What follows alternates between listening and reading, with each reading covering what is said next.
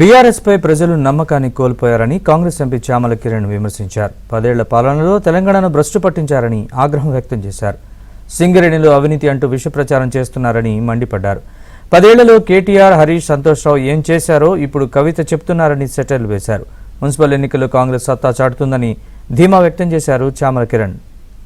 చిల్లర కూతలు కూసుకుంటా రోజు ప్రభుత్వం మీద ఏదో ఒక బురద జల్లే ప్రయత్నం చేసుకుంటూ బీఆర్ఎస్ పార్టీ ముఖ్య నాయకులు హరీష్ రావు, కేటీఆర్ లాంటి వాళ్ళు రోజు ఇదే పని మీద ఉంటారు. ఇప్పుడు మున్సిపల్ ఎన్నికలు వస్తున్నాయి కాబట్టి మళ్ళీ మేమే గెలుస్తాము, మున్సిపల్ ఎన్నికలు చూసుకుందాం, ప్రజలు వాళ్ళకు బుద్ధి చెప్తూనే ఉన్నారు.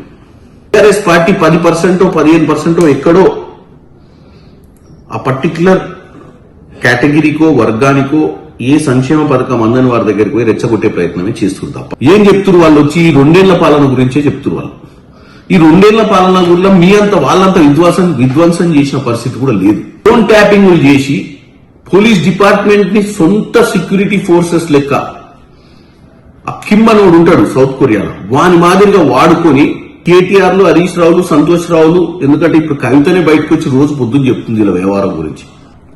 బీఆర్ఎస్ పార్టీ నుంచి కూడా ఎంతో మంది రావాలనుకుంటారు కాంగ్రెస్ పార్టీలో బీఫామ్లు తీసుకోవడానికి. తర్వాత కంటోన్మెంట్, జూబ్లీస్, పంచాయతీ ఎలక్షన్ 5 సార్లు ప్రజల చేత చీకొట్టించుకున్నటువంటి బీఆర్ఎస్ పార్టీకి ఇది ఫైనల్.